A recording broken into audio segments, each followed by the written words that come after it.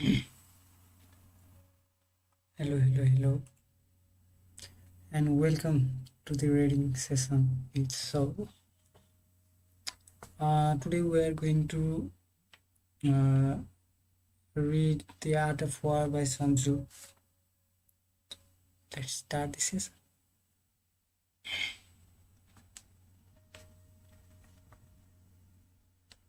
Welcome to the reading session. It's so.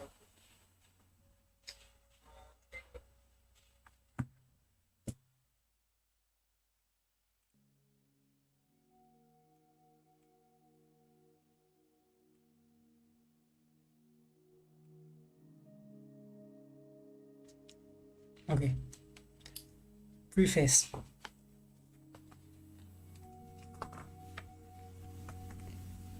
Recent decades have witnessed explosive growth in American and European interests in Far East. Books and articles about China have enjoyed popularity since the 1970s. Those on Japan, especially on Japanese management practices, have litrified since the early 1980s. And those focusing on businesses in terms of corporate welfare and theories of strategy, including Asian practices and their underlying philosophies, written currency. The writing of Moshi, the famous Japanese swordman, and Sun Tzu, the ancient Chinese military theorist, have been repeatedly translated, investigated, and discussed. However, as interesting as they and a few books from the martial arts have proven to be, the vast Chinese military corps, despite its historical importance and contemporary significance, remain unknown in the West. Chinese military thought probably originated with Neolithic village conflicts in 4 or 5,000 years ago, perhaps even as mythologicalized in class of legendary cultural heroes and sage emperors. Subsequently, because men were compelled to direct their ingenuity towards combat, weapons were developed, tactic evolved, and power structure arose. Even to eventually dominant figures, perhaps clan to lineage shift, commanding more warlike people, impose their wills over other people and wielding domains, and some group become significant political powers. At the dawn of historical age, as preserved in early written materials and revealed by artifacts, frequent intense clashes were already occurring between those contending forces. As they evolved into states and as powerful individuals sought to establish sole rule over the realm and to find dynastic houses. Therefore, the scope of battle expanded, the strength of effectiveness of weapon increased, and military organization, tactics, and technology all developed. Eventually, battlefield lessons and command experience became the focus of conscious study. Efforts were made to preserve the insight and avoid the errors in the past. The science of military tactics and strategy were born. By 2nd century BC, China had already passed through 1,000 years of almost unremitting conflict and had been brutally unified into a vast, powerful, empirically directed entity. Along the way, skilled commanders appeared and major battles were fought. Campaigns became interminable and the scale of destruction was immense, consuming both men and the thoughts they had committed to writing. However, among the small number of military writing that survived until the unification, there were six major ones, including Sun Tzu's famous Art of War.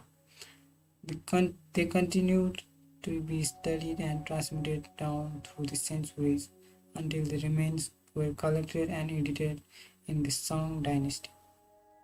Around 1200 years later, combined with the Shang dynasty work, they composed the seven military classes and compilations that comprise the orthodox foundation for military thoughts and the basics of imperial examination required for martial appointment.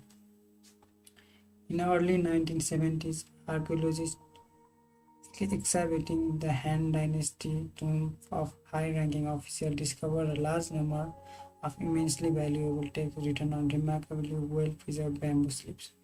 The military works among them include major portions of several of seven military classes, including the art of war and intensive fragment of Sun Tzu military methods.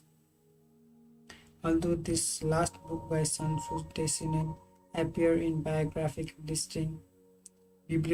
listings compiled in Han Dynasty, it apparently vanished in Han and been lost for over 2000 years. This important find thus increased the total extant military materials from the ancient period to 8 classic works in all, supplemented by few hundred other writings of various but definitely later dates. Even though tactical studies continue to be written throughout the Chinese history, much of the vast military corpus has been undoubtedly been lost over the century through carelessness, natural disasters, deliberate destruction, and warfare.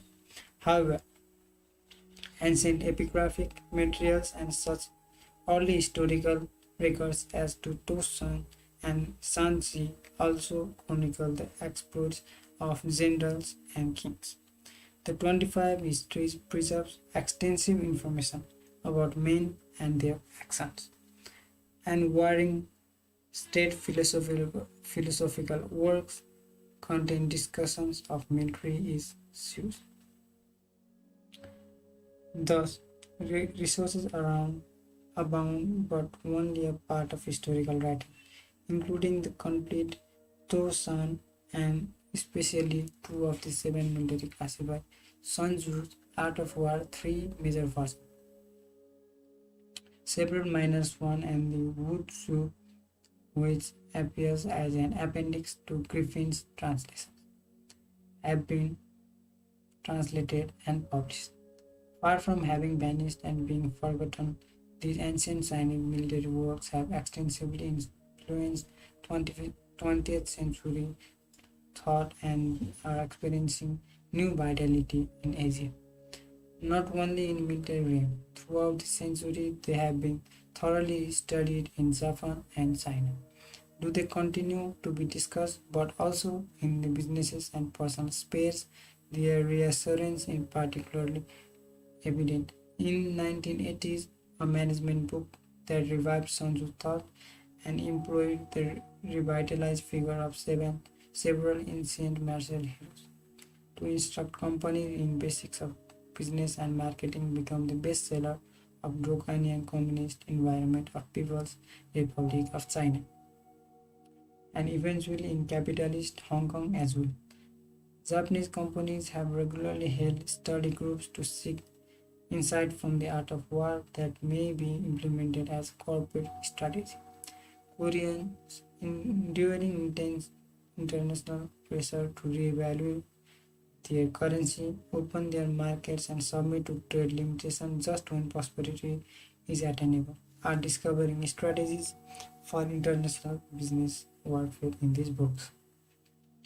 In Taiwan, where companies confront a situation similar to Korea's books, applying the thoughts of ancient strategies to life, business, sports, and the stock market have suddenly surged in popularity, even though modernists have ignored and scorned them for decades. Perhaps more astonishing is that the patience of Japanese writers to apply principle and technique from the seven military classes to all the complexities of modern society.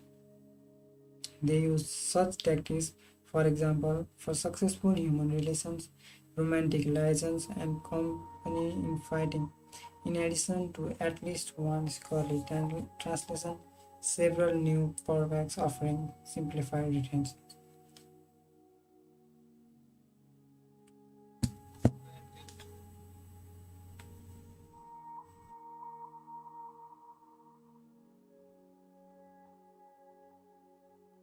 Okay.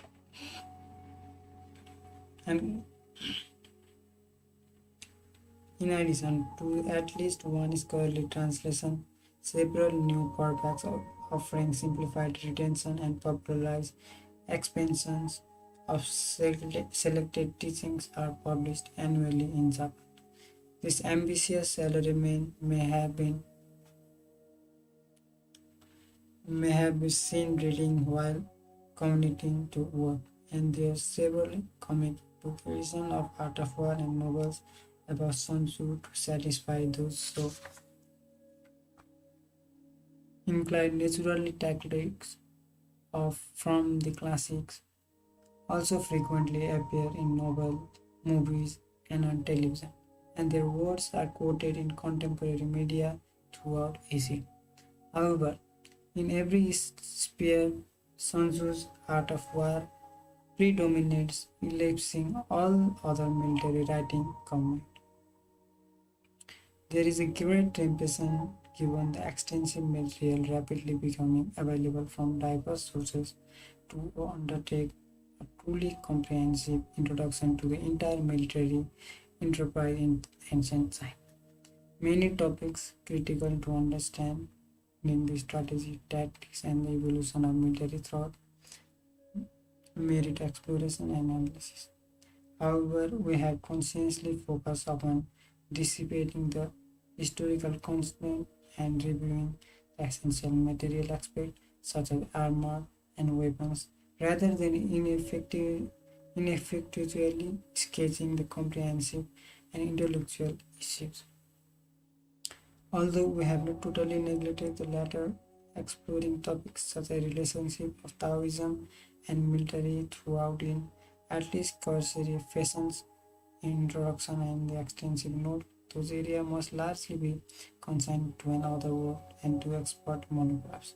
Similarly, although we have outlined the essential of Sun Tzu's concept, such as unorthodox and orthodox, we have not analyzed them in depth, nor have we discussed the detail of technology, concrete tactics of deployment, or the implementation of strategy beyond that found in Art of War, supplemented by historical records of Sun Tzu's era and the Sanji, Soyan, and Yu Xuanzi furthermore.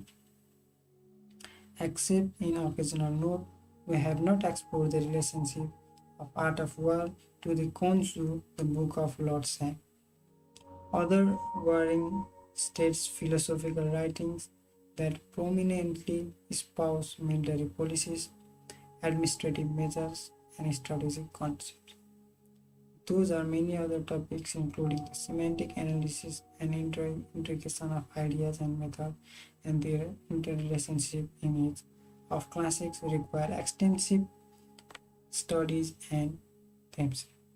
Because their inclusion would be premature and would probably distract from other core teachings of Art of War, we will focus upon them in future book in creating an interactive development of military technology and tactical.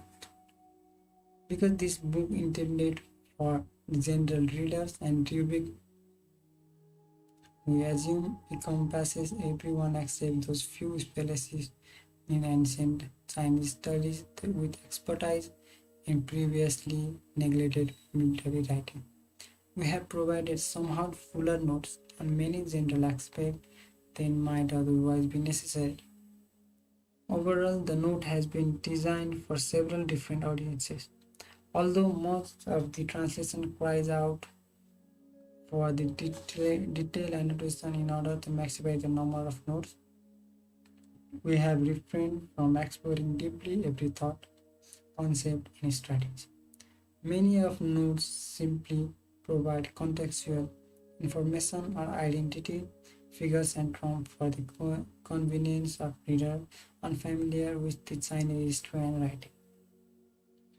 Others are intended for those students of Asia, professional or not, who might benefit from the further historical, technical, or military information or from the citation of certain seminal articles. Many notes comment upon the intricacies of translation matters. They provide alternative readings, noting dimension we have accepted, and commentaries for.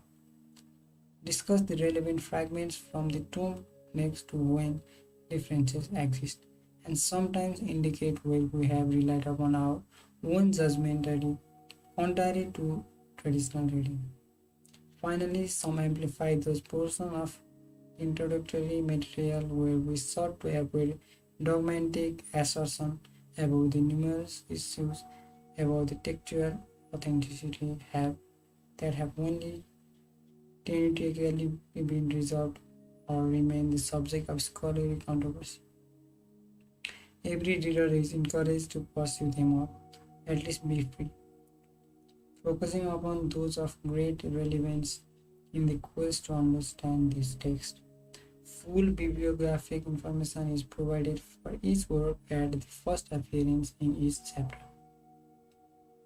With abbreviated title, therefore, consequently for bibliography, we have departed from the usual format and instead provided a selected listing by subject for whose might wish to investigate the literature on single topic. Numerous books with only tangential connection with the seven military classes and slowly of interest to specialists have been excluded. For matter of general knowledge that have not been ignored, the reader should consult the Western language work listed on bibliography for further reading. A work of this scope, in our case, undertaken enthusiastically without fully realizing the many thorns it would entail, is necessarily the product of years of reading, study, pondering, shifting, and effort. We have benefited vastly from the commentaries and essays of hundreds generations of Chinese scholars, from the growth of detailed knowledge deriving from the work of Western and Asian scholars in the present century. However, having left the academic community 2 decades ago, we have enjoyed a rather different, vibrant perspective on ideas and philosophies. The result of 25 years of technical and business consulting at all levels in Japan, China, Taiwan, Korea, Hong Kong, Singapore, and Southeast Asia. For a starting number of Asian associates, the various military classes, especially the art of war, remain contemporaries of effective tactics and strategies, providing approaches and measures that can profitably adapted in life and employed in business practices. Their discussion and understanding of many of the concrete lessons, although not necessarily orthodox or classically based, simulated our own intelligence on many issues. In particular, conversation over the decades in Asia, the Guy Beer, Cleon Beer, Ma Seng Zhen, Kong Jung Yel, Professor W. K. Seung, Professor C. Mang Tang, and especially C.S. Sim has been both stimulating and illuminating. Certain early teachers have lasting influence on my approach to Chinese intellectual history. In particular, as graduate student at Harvard in turbulent 1960s, I was greatly influenced by the Professor Yang Ling Sing, Yu Yangtze, Benjamin Schwartz, and especially Dr. Achilles Fang, under whom I was privileged to thrust into the true study of classical Chinese. Thereafter, I was fortunate to read intermediately for more than decades with Professor China Xin Jiahasi, a Sun Tzu specialist and University Professor of Chinese at National Taiwan University. However, many greatest intellectual depth is to be Professor Nian Siban, initially a sage at MIT, a friend for more than 25 years, and ultimately responsible for both emulating the way and making the past accessible. However, these are all the intellectual obligations, not specific for those scholars. I have not seen any portion of this work, and survivor of Harvard would perhaps be astonished to learn that have been carrying on Chinese tradition of private scholarship over these many years. Whereas I am responsible for the translation, introduction, and notes. Mi Cheng Li has not only been an active participant in our discussions and studies over the year, but also undertook numerous burdens associated with the detailed research for such historical issues as evolution of weapons. She also contributed immensely through her insightful readings of translation and tedious investigation and comparison of various modern commentaries. Our collaborative effort greatly aided my understanding of many issues and improved the overall work significantly, all while she continued to fulfill her responsibilities in our consulting operations. Finally, we would like to thank Westview Press, in particular Peter Kratz, senior editor, for his effort on the original editions of 7 military classes, on which edition of The Art of War is based. We benefited greatly from Westview educational support and from the intensive detailed reading of the translation provided through their auspicious by Professor Robin D. S. Yates. Many of his numerous inventions and the general suggestion substantially improved the work, and all his criticisms simulate a careful recognition of text and many additional materials. Nevertheless, final responsibility for their evaluation and integration were accepted remains with the translators. Others who assisted especially in locating articles and textual material in United States and Asia include Mia Yong-ai, Martia Hansen, Yuriko Bear, and Anton Scazo and Zhao Yong. Lori Scazo provided expertise on horses and the impracticals of writing. Westview Press and Max Gettenberg especially sent me the project possible. We express our deep aspiration to all those people and to Lee Yong-jung, who had honored the work with his calligraphy.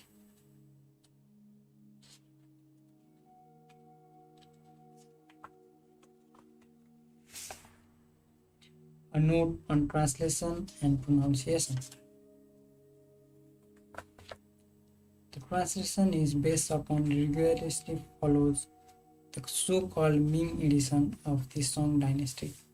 7 military classes which contain the benefit from Liu Bian consistent commentary, the Chi or the direct explanations throughout all 7 books. However, although many of his commentaries are illuminating and even critical to understand the actual text, scholarship continued to advance, and over the century a few valuable commentaries and several variant editions that have furthered the process of understanding, particularly of Art of War, have come out. Where the Ming text appear obviously defective, the recourse of accommodation is made first to Song edition and then to other variants. Full information on individual variants employed is given in the introduction and the notes for each book, and the basic editions are listed in the bibliography. We have sought to employ contemporary scholarship judicially irrespective of its political perspective and intricate insights provided by archaeological discoveries.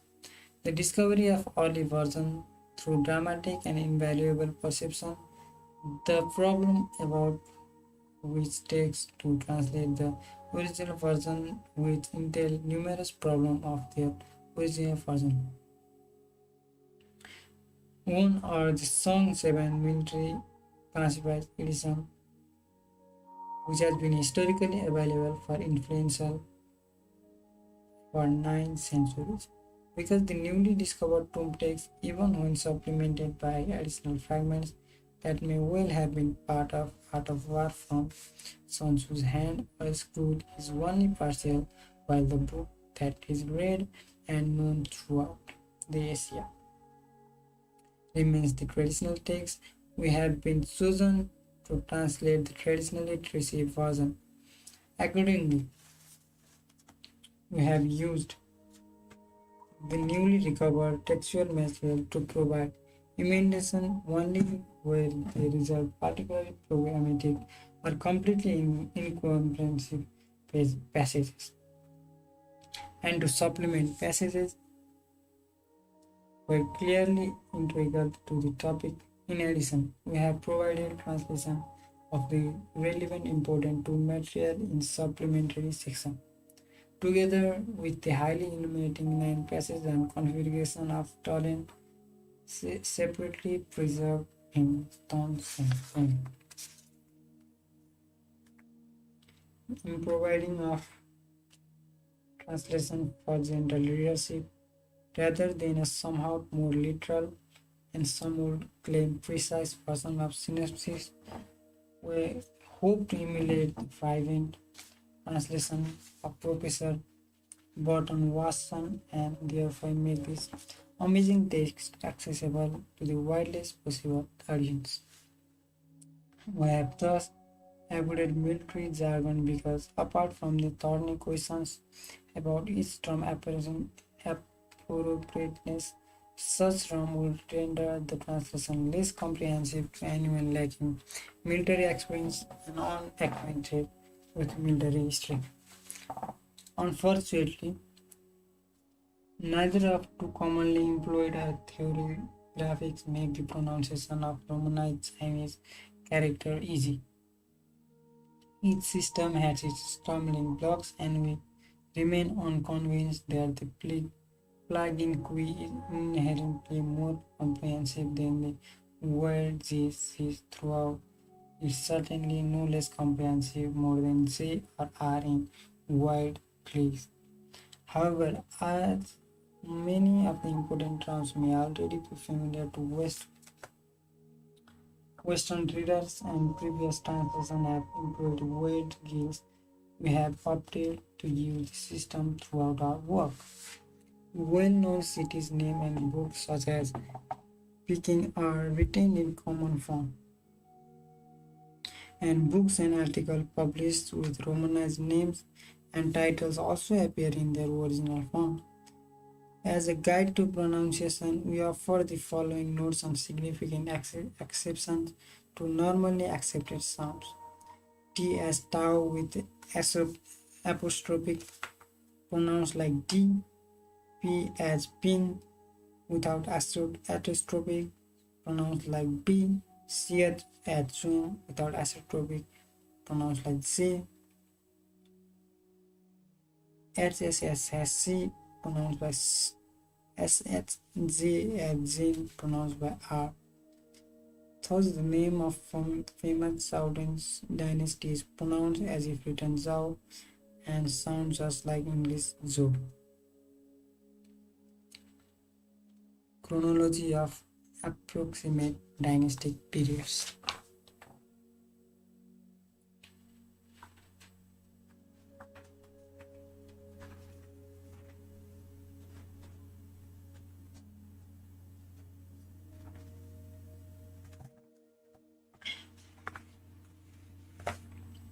General instruction and historical background.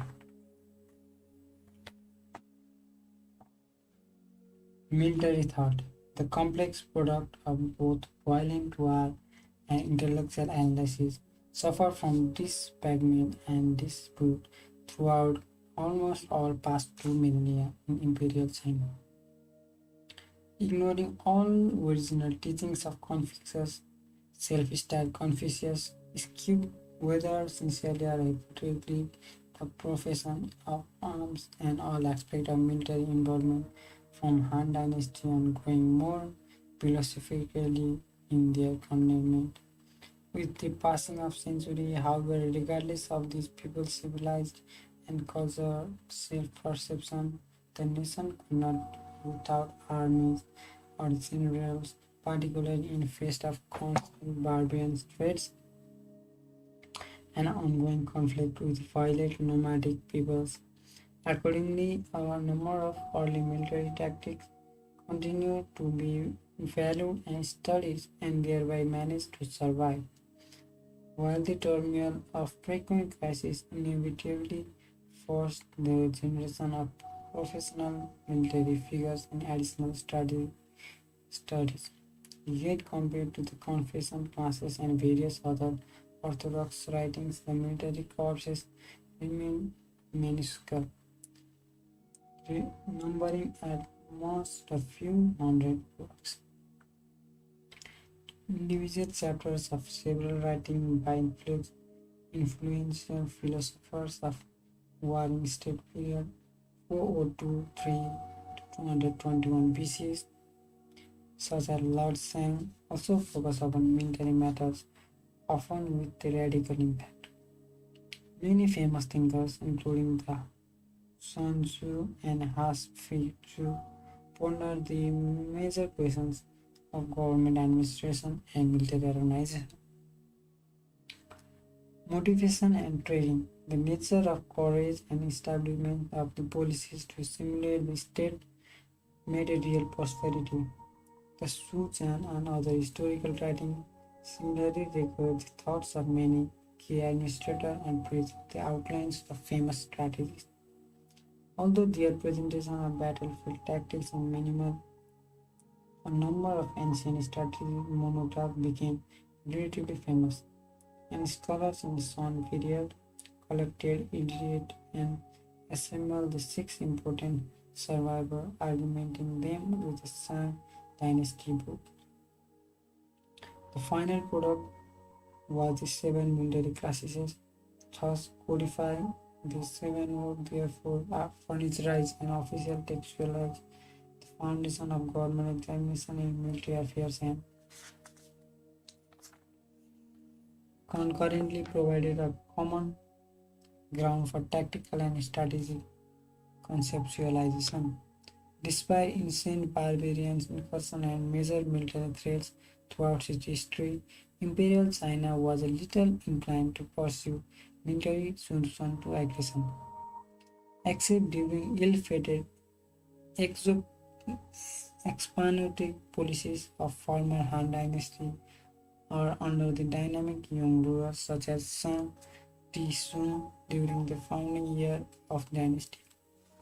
Rulers and ministers prefer to believe in myth, cultural abstractions whereby their vastly superior Chinese civilization founded upon virtue and reinforced by opulent material achievements would simply overwhelm the hostile tendencies of uncultured, frequent gifts of embellishment of civilized life coupled with music and omen. It was felt would distract and irritate even the most warlike people. If they could not be either overrun into submission or bribed into accomplice, other mounted nomadic tribes would be employed against the troublemakers. Following the time-honored tradition of using barbarians against the barbarians, according to the Confucian thought, which became the orthodox philosophy and prescribed view of further harm, the ruler need only to cultivate his virtue, accord with his sons, and implement benevolent policies in order to successful in attracting other universal support and fostering stability naturally. There were discriminating views and even Mencius, the second great Confucius, advocated furnishing military expectation to strategize evil rulers and relieve the people's suffering. However, except under rulers such as Xi Tianti, who sought to impose Chinese sovereignty and external reason, and thereby improvised the nation. Military affairs were pressed unknowingly. Most of the bureaucracy tended to disdain anything associated with military and professional of arms.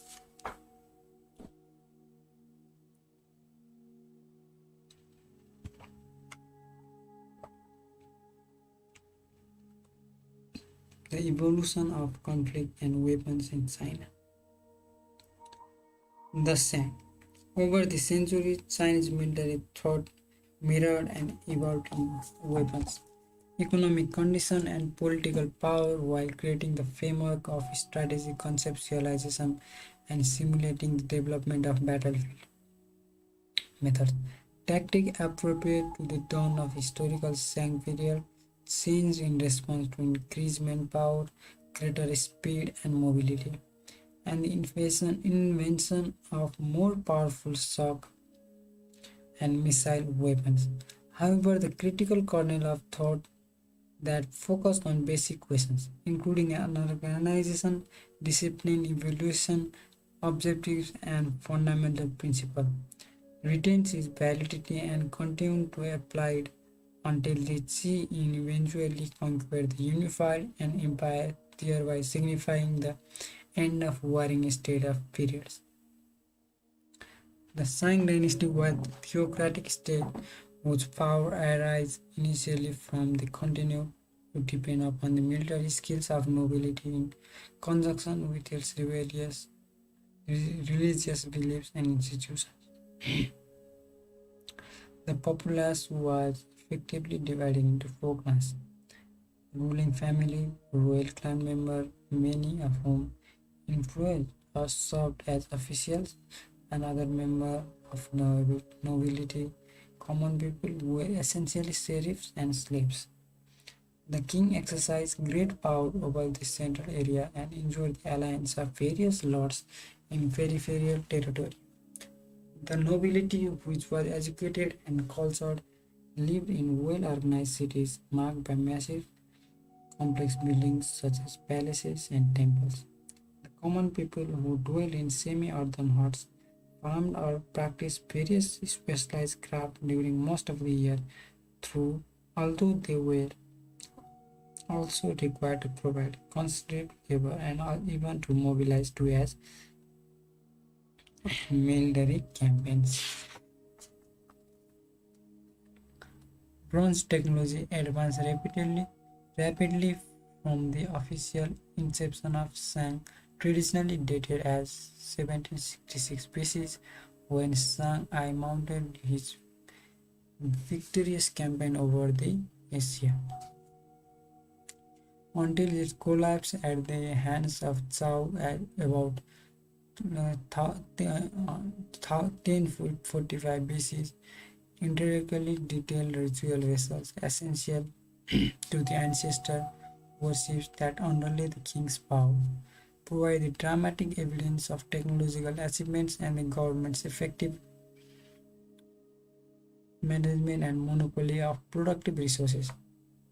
Although the weapon of nobility were fashioned primarily from bronze, the material for agricultural implements and the arms carried by the commoners were largely confined to stone, wood, and animal bone. Millet and later wheat arises after harvesting. Rice was known, but it remained an expensive luxury even for the ruler because it was cultivated mainly in south. The level of material culture had progressed significantly, sufficiently to sustain cities and large populations, based upon organized farming and systematic exploitation of the hunt. Some animals such as sheep, oxen, pigs and dogs has been domesticated. The both silk and hemp were produced. Vessels for ordinary use were made of pottery which was marked by intricate designs. Prior to the Shang dynasty, armed conflict essentially consisted of raid by engagements between Neolithic villages. Although certain clan chiefs apparently developed local power bases and some religious strongmen emerged, such those who founded the Acacia dynasty. However, with the rise of Shang and imposition of significant central authority, although not administration, a royal standing army of about 1,000 was maintained. A number could be expanded as needed. The sovereign lineage chief and state ruler would be ordered to furnish supporting armies. Although the king normally commanded in person, a rudimentary military bureaucracy was specialized official already existed. A real campaign against border enemies might require 3,000 to 5,000 men, and the campaign directed towards an insolent state as many as 13,000. Military action required from few days to perhaps 3 months. The actual battle generally was settled in single confrontation, although engagement lasting several days have also been recorded. The army was divided into three sections: left, right, and middle. Inform them uh, even in two types of units loosely organized infantry, conscripted from the privileged populace, which acted in supporting roles and chariots, manned by nobles fulfilling their material responsibility as warriors and subtenture of state. Sang warfare objectives include the imposition of reinforcement of royal sovereignty, the mass capture of prisoners, and seizure of riches. Control over area outside the central core continued to be imposed through a vassal-like network rather than through the integration under the centrally administered bureaucracy. Plunder increases the wealth of the royal house and also furnished the means to reward royal service. Some prisoners were enslaved and forced to work in either agriculture or domestic tasks, but the large number was sacrificed as a part of Sang religious ceremonies. During the several hundred years of Sang rule, bronze weapons formed an integral part of every Sang warrior's arsenal. The preferred weapon was the ko, half-broad or dagger, supplemented by spears and the compounded bow. Bronze-tipped arrows propelled by reflex bows, whose pull may have reached 160 pounds, provided effective action at a distance. Daggers and hatchets were available for close fighting. Leather armor or large shields, the latter used in coordinated fighting tactics, offered a considerable protection and against shock weapons and projectiles. Bronze helmets were fabricated to deflect missiles and glancing bows, and thin bronze plates were affixed at the outer protection on both armors and shield. According to wiring strength theories, weapons were usually of mixed type, providing the means for both aggressive and defensive action at close and long ranges. However, the sword evolved slowly, apparently from daggers or perhaps the dagger's axe, and true sword did not become common until the middle of Warring State period. The chariot functioned as the basic fighting unit during the late Shang, Western Zhao, and the spring, the autumn of 722 and 481 BC. It remained important until well into the Warring State, when it was gradually supplanted by the large infantry mass, and eventually during the 3rd century BC began to supplement it by cavalry. Chinese traditions portray the Shang as having employed 70 chariots during campaign of reunification to oust the evil Asia dynasty. However, 20th century archaeological discoveries supplemented by textual research indicate that chariot, rather than being an indigenous development, did not reach China from Central Asia until the middle of Shang dynasty. Approximately 1300 to 1200 BC,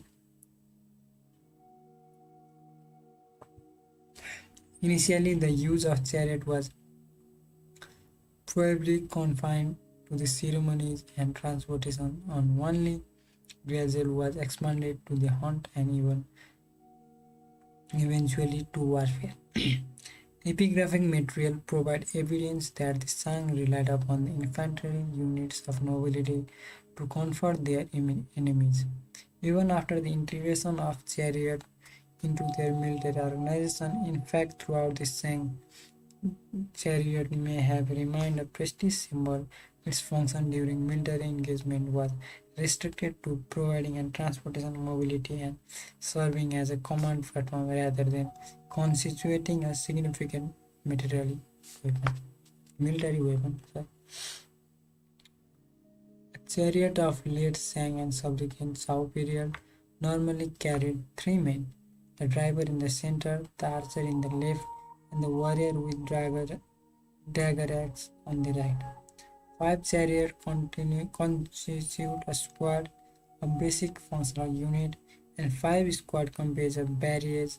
Each chariot had a complement of 10 to 25 close supporting infantry with an additional vanguard to perhaps 125 men in later time. A Shang team consisted of two horses and the rectangular chariot rode on two sturdy multi-shod wheels. Training for warfare included large-scale round that utilized chariots. Although given the difficulty and developing driving skills and fighting expertise appropriate to racing chariot, far more practice must have been necessary. It was an expensive weapon that required craftsmanship to build and maintain. Third, its use was confined to the nobility, minimally supported by conscripted commoners. Battles accordingly resolved into a number of individual classes with personal combat supposedly governed by appropriate ceremonial constraint. Probably a later Romanification. A few scholars have seen references to hunting on horseback on certain sentences, but these claims are generally discounted. The horse was employed only in conjunction with the chariot, lacking the stirrups and saddle, and hampered by his long ropes. The mounted rider could not become an effective military element until the 3rd century BC.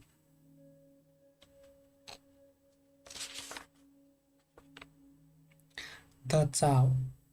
The Zhao came to power by overthrowing the Shang in a decisive battle at Miu after many years of stealthy preparations, and the gradual expansion of their power base through carefully wrought alliance, the submission of some smaller state, and the subjugation of other clans and people.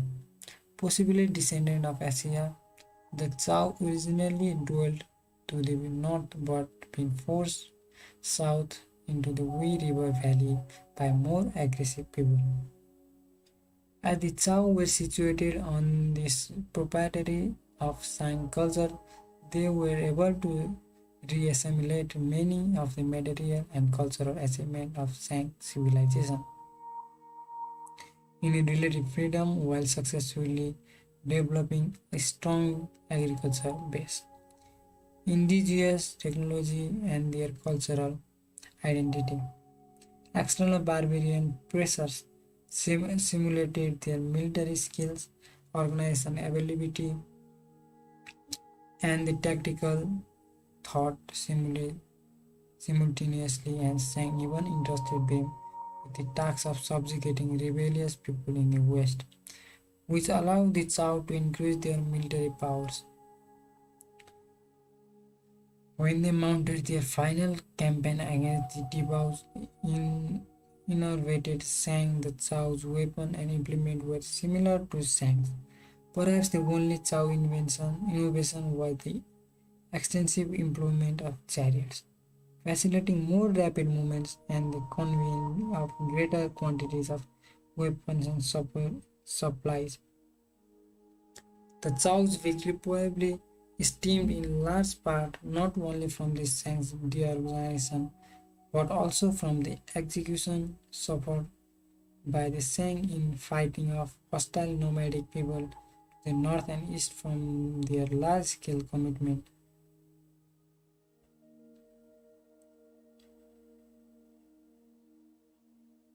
to the southern military expedition at the moment of attack.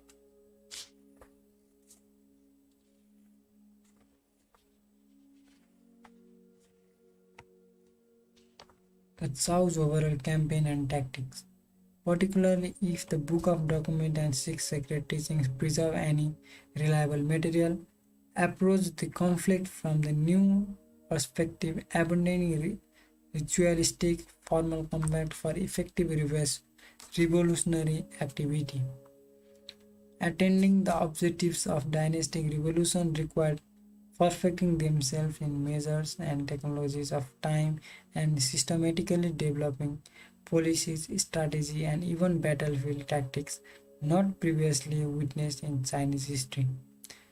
The Chao King were compiled to ponder employing limited resources and restricted forces to attack the vastly superior, well entrenched foe whose campaign army alone probably outnumbered the entire Chao population. In short, they had to create substantial power base and attract the alliance of other people and states just to create the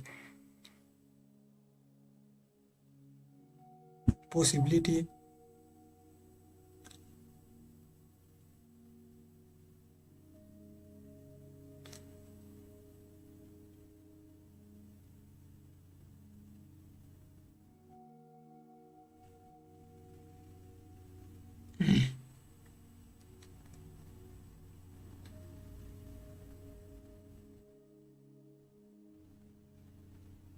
attract the alliance in other states just to create the possibility of military conflict in the same. The peace-making plan between the Zhao and Shang dynasties, as envisioned by the Zhao and idealistically portrayed in later historical writing, set the model tone and established the parameters for the dynastic cycle concept. The archetypical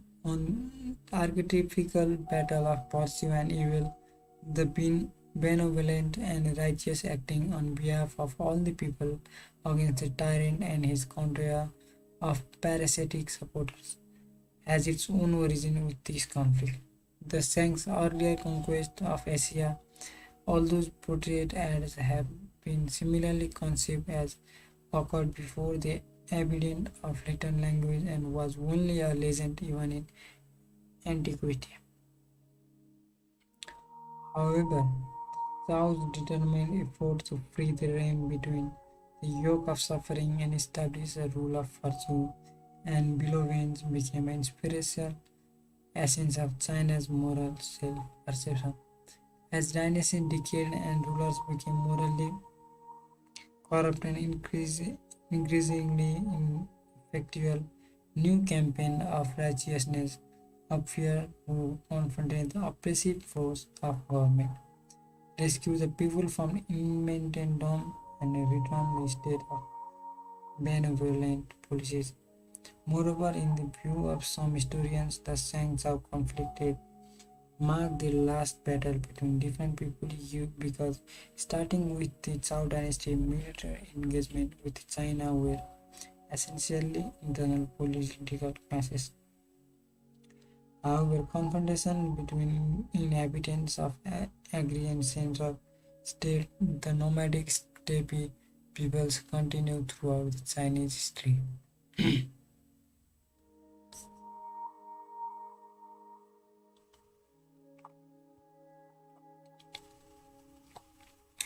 Reflecting in part of self-conscious identity emphasized by the people in central state in concert with their barbarian neighbors. As portrayed in such historical writing as Shi and in accord with the good moral tradition and the pilot of the people, the Shang had ascended to power by overthrowing the last evil ruler by the previous dynasty, the Heisei. After a generation of rule, the Shang emperors, due perhaps to other splendid isolation and constant indulgence in material pleasures, are believed to have become less virtuous and less capable. Their moral decline continued inexorably until the final ruler, who historically has despised as evil incarnate. The many preservants attributed to him included imposing heavy taxes, forcing the people to perform onerous labor services mainly to provide him with lavish palaces and pleasure centers, interfering with the agricultural practices, thereby causing the widespread hunger and deprivation, indulging in debauchery, including the drunkenness, orgies, and violence, brutally murdering innumerable people, especially famous men of virtue and the lower court of officials. And however, as the following brief expert sang annals in Saatchi record, the king was also talented, powerful, and fearsome. In natural ability and discrimination, Emperor Cao was acute and quick. His hearing and sight were extremely sensitive, and his physical skill and strength surpassed other men. His hand could slay a fierce animal, his knowledge was sufficient to ward off criticism, and his verbal skill was sufficient to adorn his errors. He boasted to his minister about his own ability. He was haughty to all the realm with his reputation, and he believed that all were below him. He loved wine, debauched himself in music, and was enamored of his consorts. He loved Tachi and followed her words. Thus he had sets in create new luscious sound, the pale dance, and the lurid music of fluttering down. He made the taxes heavier in order to fulfill the dear tower with coins and stuffed the Sachi iron stores with grain. He increased his collections of dogs, horses, and unusual objects, overthrowing the palace building and expanded the Sachi garden tower, and had multitude of wild animals and flying birds. But they were disrespectful to gods and spirits.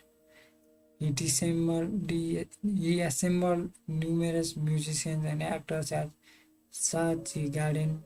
He made a lake of wine and forest of hanging meat, and had naked men and women pursue each other in them, conducting a drinking feast throughout the night. The 100 surnames looked after him with hatred, and some feudal lords revolted.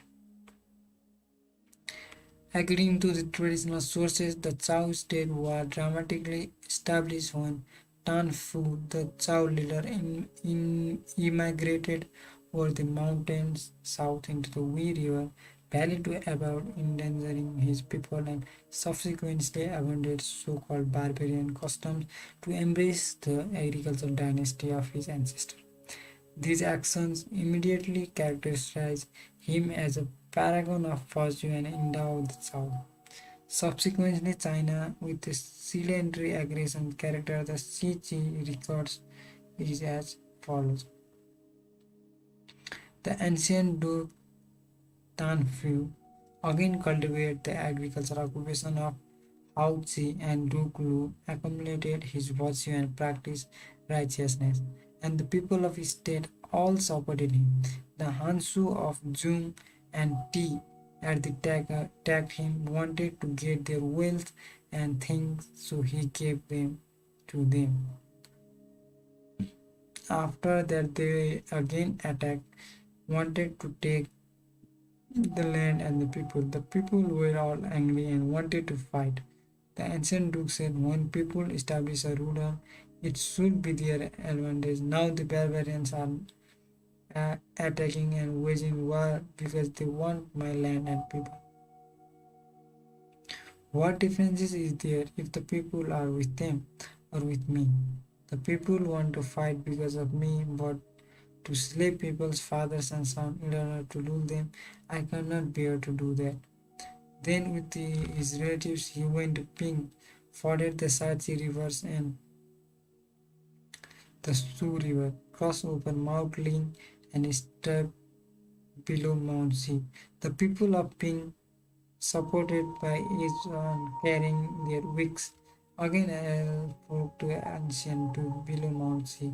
When the nearby state heard of ancient brook, the Nubalians many also gave their alliance. Thereupon an ancient duke discarded their barbarian custom and constructed walls and buildings and established city to have them to dwell separately. He set up official for 5 offices. The people all sang songs to took pleasure in it, praising his works.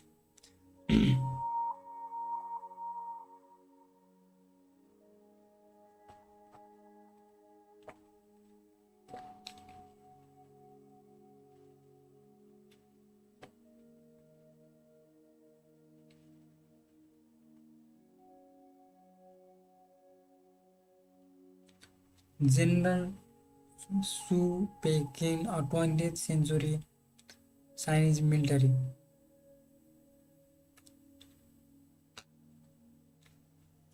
historian, believes that Zhao easily managed to develop alliances with various peoples, including the disenchanted Hassia group conquered by Shang, because their agricultural heritage and specialization in prospecting a Hassia agricultural office. For many years, the Zhao had dispatched advisors to instruct other people and stayed in farming practices and seasonal activities. This not only garnered them respect and goodwill, but also gave them opportunity to gain the thorough knowledge of the inhabitants, customs, and terrain outside the Wei River Valley. However, Xi Li, Tan Fu, thought Sun, and ire through the virtuous defense of two elder brothers, aggressively waged successful campaign against neighboring people and rapidly expanded the Zhao's power base. At first, the Shang recognized his achievement and sanctioned his action, granting him the title of Earl, but he was eventually imprisoned and died as Shang hands, despite having married to their royal house. Although the history of Shang-Zhou relations remains somewhat unclear, awaiting further archaeological discoveries, several other members of Zhou royal house, including King Wen, seem to have married Shang princess. Generation before the Zhao had migrated into the Wei River Valley, commencing with King within the Shang had conducted several military expeditions to subjugate the Zhao Shang kings, had also frequently hunted in Zhao domain, but apparently grew apprehensive and abandoned his practices as Zhao might increased. In his old age, King Wen, also imprisoned by the tyrannical Shang ruler for his loyal recompense, but he gained his freedom through lavish bribes gathered by his family and other virtuous men.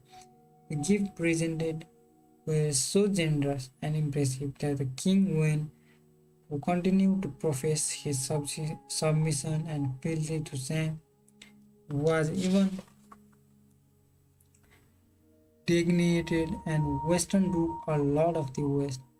When the title was conferred and he was presented with the bows, arrows, and axes, symbol of attendant military responsibility that ironically required he actively protest the empire from the external challenges. He immediately returned to his small state on the western fringe of Shang Empire, where the remotest of Wei River Valley proved immensely advantageous. Dwelling in essentially barbarian territory, the people enjoyed the simious but vigorous military activity, the harvest of fertile area, and the secrecy that relative isolation allowed, because King Wen could implement effective policies to foster the state material and social strength without attracting undue attention. Zhao had the luxury of 17 years to prepare the ultimate confirmation.